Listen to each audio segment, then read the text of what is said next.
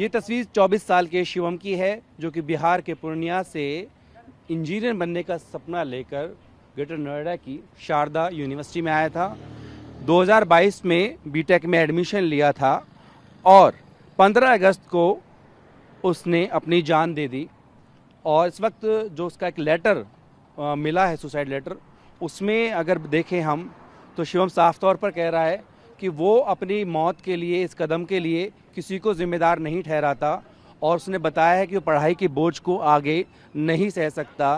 साथ ही साथ में उसने अपने माँ बाप से माफ़ी भी मांगी है। साथ ही यहाँ पर जो यूनिवर्सिटी प्रशासन है उससे मांग की है कि जो बची हुई फीस है वो उसके पेरेंट्स को वापस कर दी जाए। शिवम की मानसिक स्थिति को आप देखिए तो वो कह रहा है कि वो अपने आप को यूजलेस फील कर रहा है, महसूस कर रहा है और उसे लगता है कि इस एजुकेशन सिस्टम या इस दुनिया के लायक वो नहीं है या ये दुनिया उसके लायक नहीं है।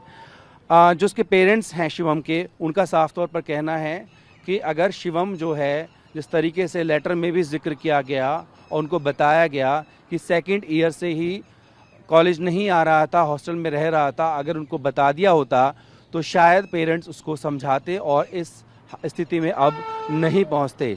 ये भी कहना है पेरेंट्स का कि 2 जून को ही शिवम जो है एग्ज़ाम ख़त्म होने के बाद अपने घर गया था, होम टाउन।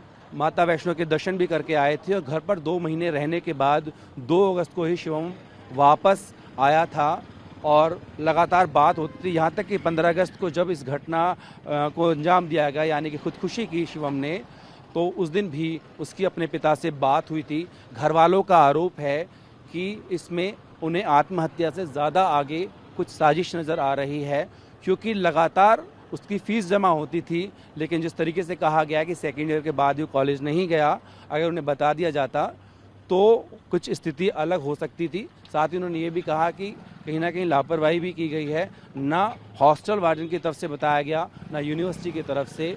और शिवम अगर किसी मानसिक दबाव में था तो उसके बारे में जानकारी मिलनी चाहिए थी, काउंसलिंग उसकी होनी चाहिए थी। शिवम के जो पिता हैं उन्होंने ग्रेटर नोएडा पुलिस को इस मामले में शिकायत दी और कहा है कि प्रशासन पर जो है इस मामले में एक्शन होना चाहिए। फिलहाल जो है कॉलेज प्रशासन से भी हमने जानने की कोशिश की और जो यहाँ के पीआरओ हैं अजीत, वो कैमरे के सामने से जब गाड़ी में निकले तो हमने उनसे पूछा कि आप इस पर क्या कहना चाहेंगे, तो उन्होंने फ़िलहाल कुछ भी बात करने से इनकार कर दिया। उन्होंने कहा कि वो अपनी बात बाद में रखेंगे। हालांकि ये कोई पहला मामला नहीं है जब शारदा यूनिवर्सिटी के अंदर इस तरह से किसी छात्र ने खुदकुशी की हो।